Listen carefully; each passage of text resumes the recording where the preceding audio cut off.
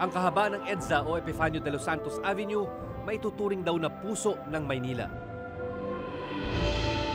Ito kasi ang nagdurugtong sa halos lahat ng syudad sa Kalakhang Maynila maging sa mga karatig probinsya.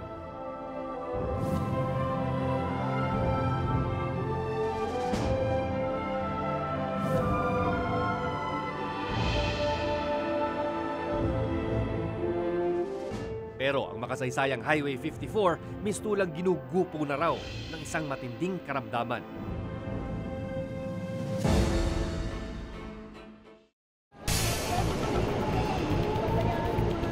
Halos linggo-linggo kasing tila hina-heart attack daw ang buong EDSA dahil sa matinding traffic.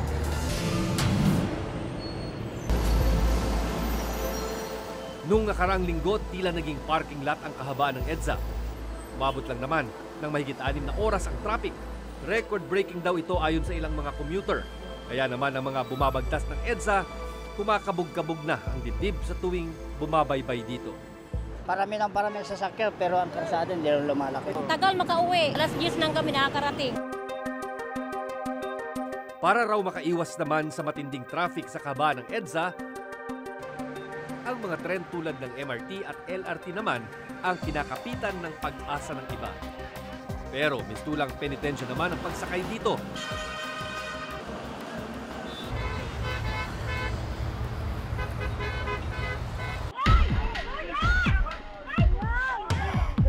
Kaya ang madalas na resulta, rambulan sa loob mismo ng tren.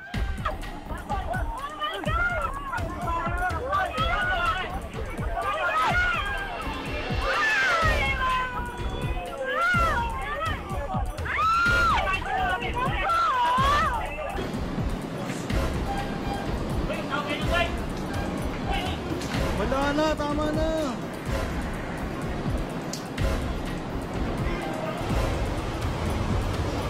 Ang iba para lang magkasya sa loob ng bagon, ipinapatong na sa kanilang ulo ang kanilang mga bitbit na gamit.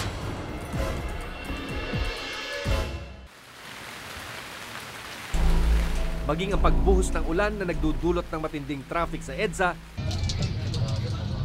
nagiging perwisyo na rin hanggang sa loob mismo ng tren.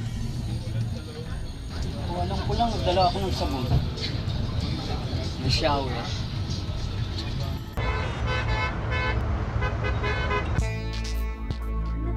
Madaling araw pa lang, gumagayak na si Nanay Ellen.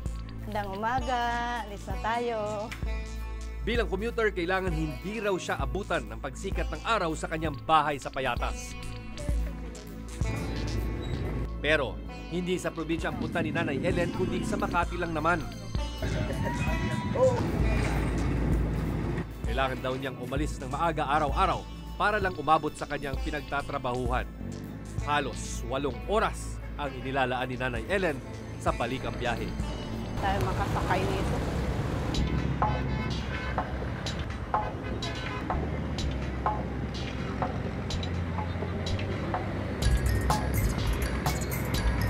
Tulungan po nila kami na hindi maging traffic. Makasakay agad kami. Kasi sobrang, dami sakyan. Sabit!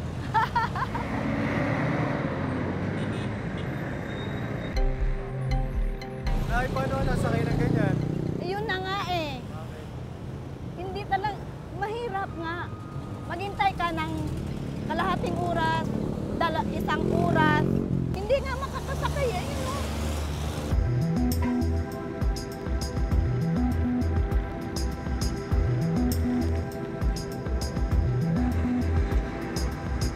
Ang iba, kahit puno na ang mga bus, pilit nilang sinisiksik ang kanilang mga sarili. Sabit! Sa araw-araw na kanyang dinaranas, may sistema na raw si Nanay Ellen para lang umabot sa kanyang pinagtatrabahuhan sa Makati. Paghabulan talaga ako. Takbo, habulin ko yung bus, hindi yung bus ang habol sa akin, kundi ako ang mahabol. Kahit nakatayo, wala ang problema. Ang siksikan sa loob ng bus, sisiw na raw para kay Nanay Ellen.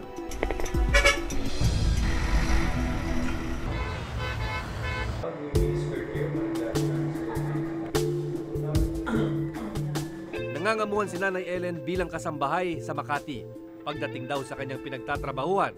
Ang buhay namin mahihirap. Halos ubos na rin daw ang kanyang lakas. 300 piso lang ang sinasahod ni Nanay Ellen araw-araw. Sa kakarampot na sahod, halos patang-pata naman daw ang kanyang katawan. Hindi dahil sa kanyang trabaho, kundi sa matinding traffic. Maawa naman sila sa amin. Ganitong trabaho, ganito lang ang trabaho ko, sobrang pagod. Minsan hindi na ako kumukurap sa pagod, nakaganyan na lang. Sobrang pagod. Pampasikip yung mga private vehicles na yan, hindi pabayaan yung mga ano na to. Pagdating ng ano, salit na ilalim, sa ibabaw, pagdating ng ibabaw, bukas, pasok na naman, traffic na naman. Matapos ang ilang oras ng trabaho ni Nanay Ellen, muli na naman niyang haharapin ang pagsubok na nakaamba sa kahabaan ng EDSA. Dati hindi naman ganyan eh. Ngayon, lalong visit. Pag hindi ka nakapasok, nga.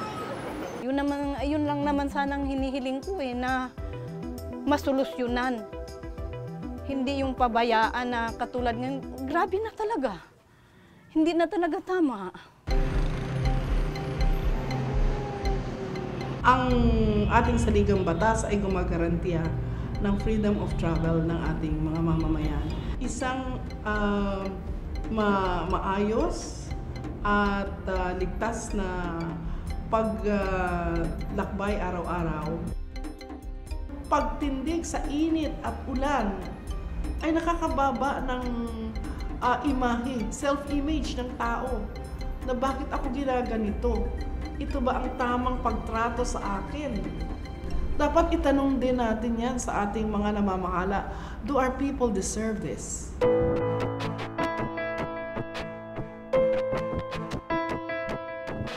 Base sa Traffic Index for Country 2015 mid-year report ng Numbeo.com, pang-5 ang Pilipinas sa pinakamatraffic na bansa sa buong mundo. Sa EDSA pa lang, araw-araw umaabot sa mahigit sa 500,000 sasakyan ang dumaraan dito.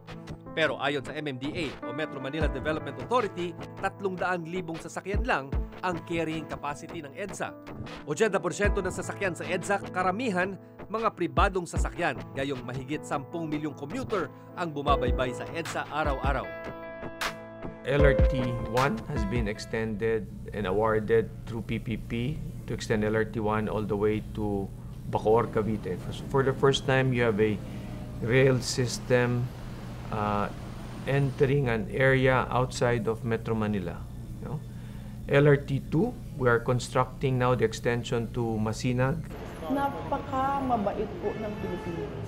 Masyadong mapagbigay, mapagpatawad. Kaya po tayo ay inabuso na. The long-term solution is to have a world-class transport system. We have to have a leader with a vision and compassion for the commuters.